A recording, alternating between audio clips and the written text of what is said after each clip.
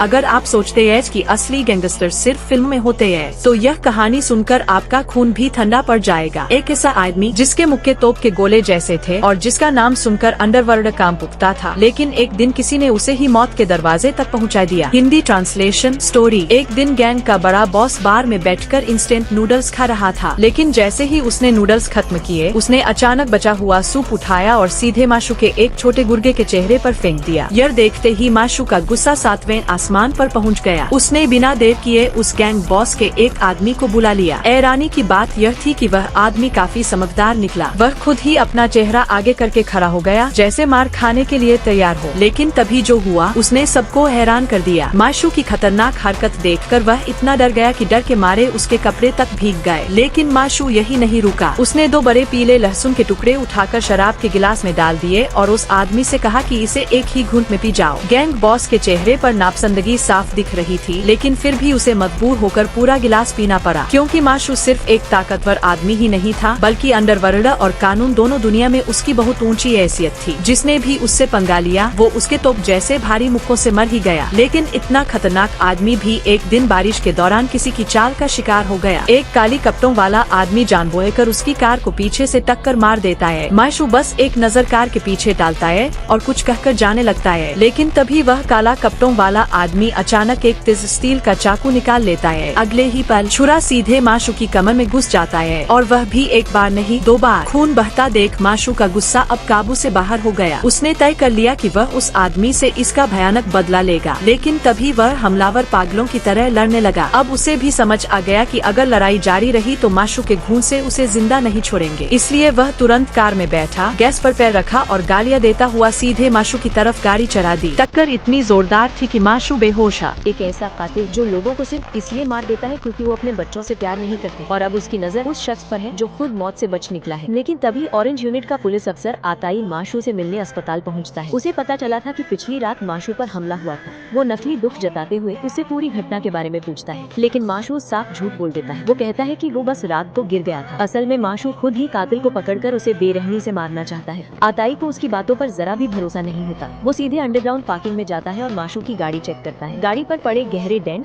और पीछे लगी सफेद पेंट की निशानी देखकर उसके चेहरे पर चालाक मुस्कान आ जाती है। असल में आताई का असली मकसद कुछ और ही था। वो माशू का इस्तेमाल करके प्रमोशन और सैलरी बढ़ाना चाहता था, क्योंकि हाल ही में कई कार एक्सीडेंट मर्डर केस हुए थे, लेकिन पुलिस को अब तक कोई सुराग नहीं मिला और माशू उस सीरियल किलर का इकलौता जिंदा बचा शिकार था। अगर आताई माशू की मदद से उस कातिल को पकड़ लेता तो उसका प्रमोशन पक्का था। लेकिन माशू के लिए मुसीबत यही खत्म नहीं होती। अचानक एक गैंगस्टर बॉस बिना बुलाए अस्पताल आ जाता है। ऊपर से वो हालचाल पूछने आया था, लेकिन असल में वो अपने नुकसान की भरपाई मांगने आया था, क्योंकि माशू के आदमी ने उसकी जगह पर हमला किया था। वो माशू से मुआवजा और उसकी 1/3 इलाके की मांग करता है। उसकी धमकी भरी बातों से माशू का गुस्सा भड़क उठता है। गैंगस्टर भी खुलकर धमकी देता है, अगर मैंने चालू किया तो क्या तुम जिंदा बचोगे? लेकिन हालात चाहे कितने भी खराब क्यों ना हो, माशू जैसे आदमी के लिए रास्ता हमेशा निकल आता है। दूसरी तरफ असली कातिल एक सर्विस एरिया में पहुँचता है।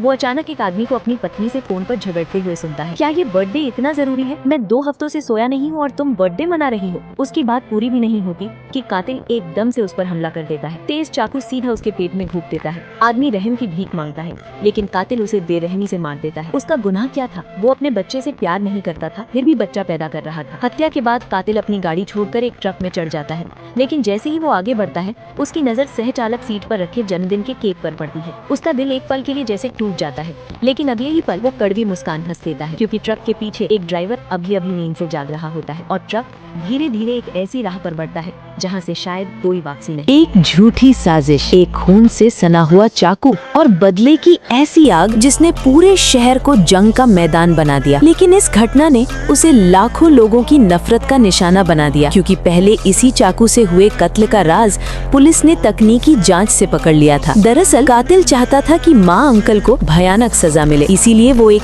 आम मेहमान बनकर ब्लैक बॉस के जनाजे में पहुंचा और मौका देखकर चुपके से एक खत उसके गुर्गे कर्ली को थमा दिया। उस खत में लिखा था, तुम्हारे बॉस को मेरे चाकू से मारा गया है। ये पढ़ते ही कर्ली के होश उड़ गए, क्योंकि उसके बॉस से सीधी टक्कर लेने की हिम्मत सिर्फ माँ अंकल में ही थी। ऊपर से उसे वो पुरानी बेइज्जती भी याद आ गई जब माँ अंकल ने उसके दांत तोड़ दिए थे। गुस्से से आग बबूला होकर कर्ली अपने हथियारबंद आदमियों के साथ माँ अंकल के इलाके पर हमला करने निकल पड़ा। उधर पुलिस ऑफिसर आताई भी वहाँ मौजूद था, लेकिन हालात ऐसे थे कि उसका कुछ भी करना बेकार था, क्योंकि गैंग वालों ने उसे बिल्कुल भी गंभीरता गंभीरता से नहीं लिया। लेकिन माँ अंकल भी कोई आम इंसान नहीं था। चारों तरफ से घिरने के बावजूद वो अपनी जबरदस्त ताकत से दुश्मनों को एक एक करके जमीन पर गिराता गया। फिर भी दुश्मनों की एक और बड़ी फौज उस पर टूट पड़ी, लेकिन उन्होंने माँ अंकल की ताकत और उसके इरादे को कम आंक लिया था। माँ अंकल के मुक्के किसी तोप के गोले जैसे थे। उसकी ऊंचाई 6 फीट और वजन 100 किलो से ज्यादा,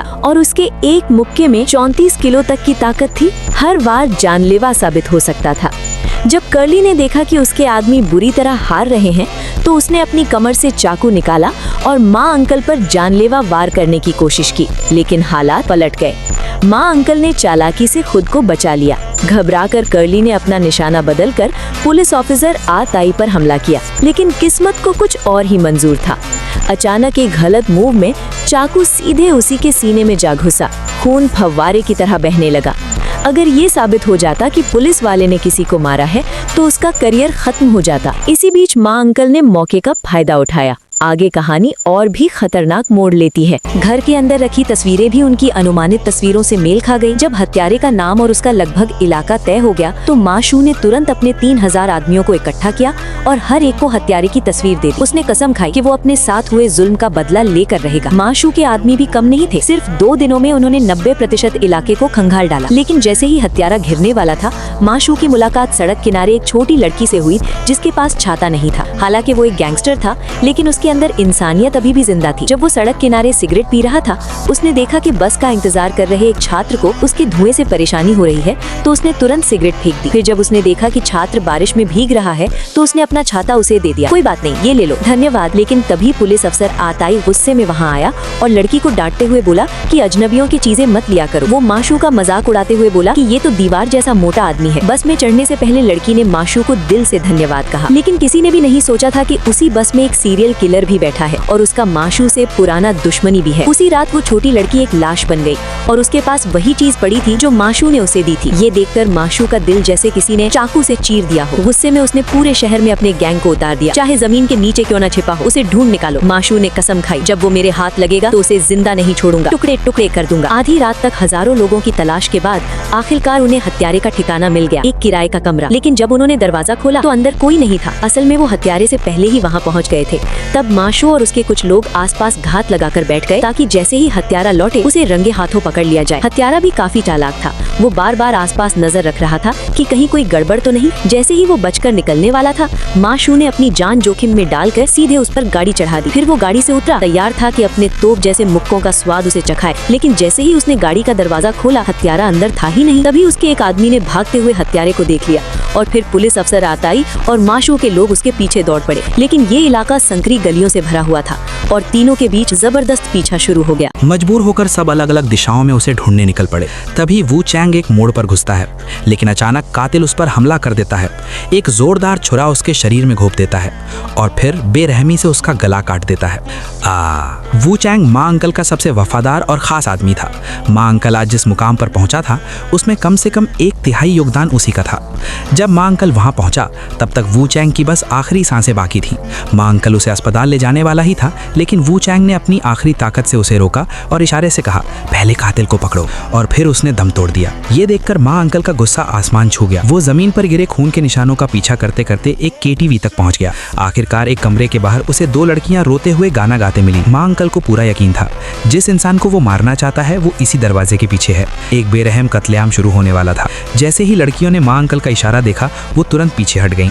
माँ अंकल ने बिना एक पल गंवाए दरवाजे को ही तोड़ डाला और अंदर घुस गया। उसने तोप के गोले जैसी ताकतवर मुट्ठियों से कातिल के सिर पर ताबड़तोड़ वार करना शुरू कर दिया। इतना जोर था कि लकड़ी का दरवाजा तक चकनाचूर हो गया, लेकिन फिर भी उसके दिल का गुस्सा शांत नहीं हुआ। माँ अंकल ने उसे उठाकर ऐसे पकड़ा जैसे कोई अंडा हो और अपनी सारी दबाई हुई नफरत उस पर निकालने लगा। एक के बाद एक भयानक वार। फिर उसे घसीटकर अपने अड्डे पर ले गया ताकि उसे दर्द और यातना की हद तक सजा दे सके। लेकिन हैरानी की बात यह थी कि मौत के करीब होने के बावजूद भी कातिल गालियां देता रहा और माँ अंकल के पूरे परिवार को कोसता रहा। ये सुनकर माँ अंकल और भी भड़क गया।